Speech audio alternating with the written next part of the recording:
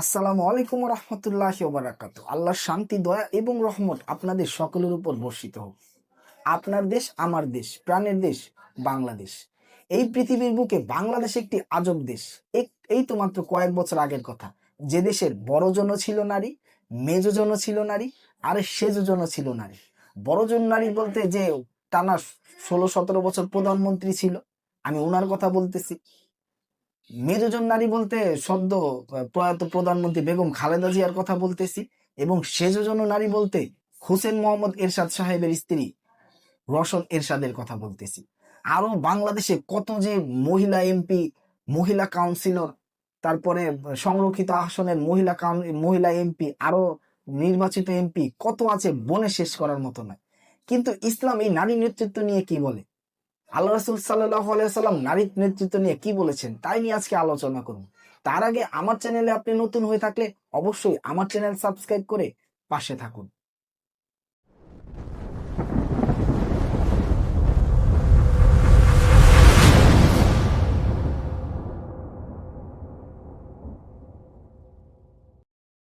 আল্লাহ রাসূল মুহাম্মদ সাল্লাল্লাহু আলাইহি ওয়াসাল্লাম বলেন, ওই জাতি কোনোদিন পরিত্রাণ পেতে পারে না, কল্যাণ পেতে পারে না, যে জাতি নারীকে করেছে নেত্রী। হাদিসটা আমি আবারও রিপিট করছি।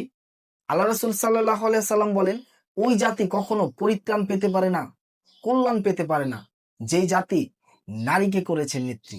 এই হাদিসের যে এই হাদিস থেকেই বোঝা যায় যে নারী নেতৃত্ব আসলে হারাম।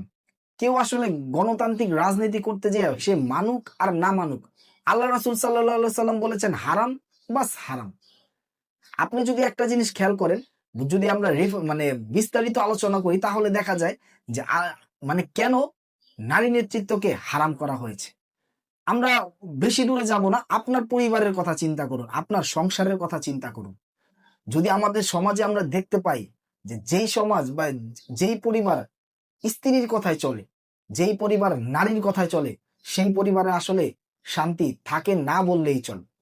যে সংসারে পুরুষের কথার কোনো দাম থাকে না, পুরুষের কাজ শুধু বাইরে থেকে উপার্জন করে এনে সংসারে টাকা দেওয়া, আর সংসারের কাজ কিভাবে হবে, কই হবে, ছেলেমেয়েরা কিভাবে লেখাপড়া করবে, ছেলেমেয়েরা বয়স্ক হলে তাদের প্রাপ্ত বয়স্ক হলে তাদের বিবাহ কোথায় হবে, সেটা নির্ধারণ করছে নারী, তার মা, স্বামী না, তার স্ত্রী।